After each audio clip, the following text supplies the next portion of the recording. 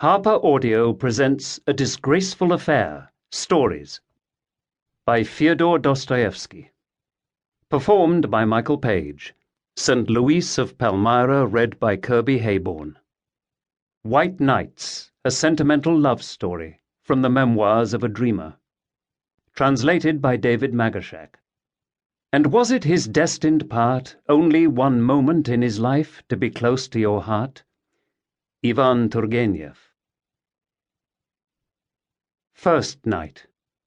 It was a lovely night. One of those nights, dear reader, which can only happen when you are young. The sky was so bright and starry that when you looked at it, the first question that came into your mind was whether it was really possible that all sorts of bad-tempered and unstable people could live under such a glorious sky.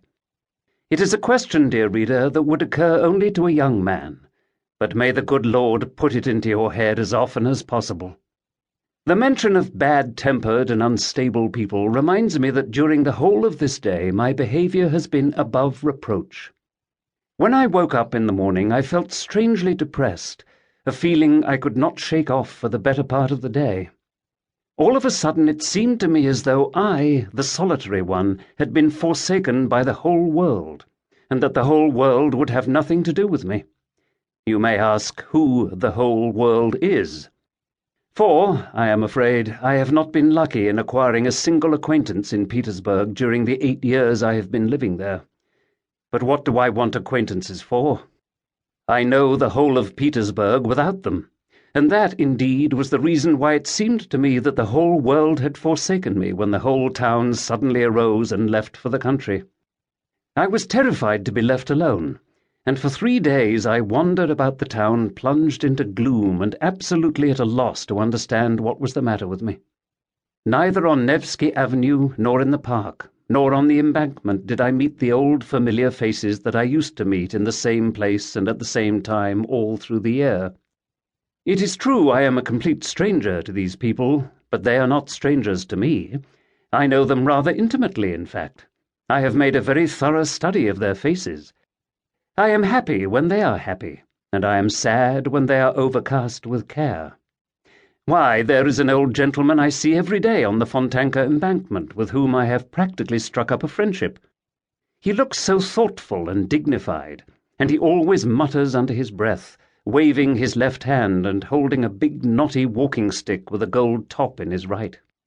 I have, I believe, attracted his attention, and I should not be surprised if he took a most friendly interest in me.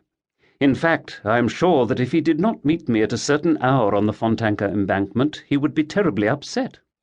That is why we sometimes almost bow to one another, especially when we are both in a good humor. Recently, we had not seen each other for 2 days, and on the 3rd day, when we met, we were just about to raise our hats in salute, but fortunately we recollected ourselves in time, and, dropping our hands, passed one another in complete understanding and amity. The houses, too, are familiar to me. When I walk along the street, each of them seems to run before me, gazing at me out of all its windows, and practically saying to me, "Good morning, sir. How are you?"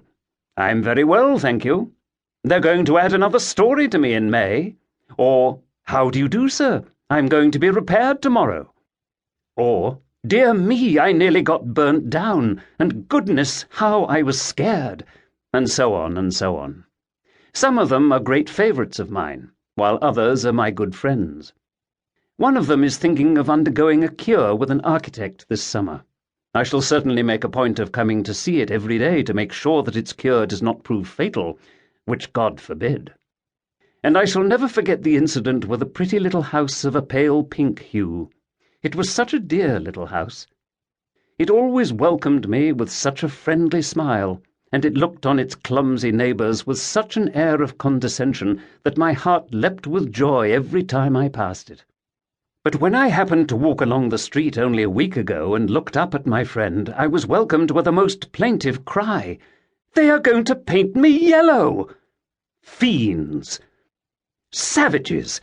They spared nothing, neither cornices nor columns, and my poor friend turned as yellow as a canary. I nearly had an attack of jaundice myself, and even to this day I have not been able to screw up my courage to go and see my mutilated friend, painted in the national colour of the Celestial Empire. So now you see, dear reader, how it is that I know the whole of Petersburg.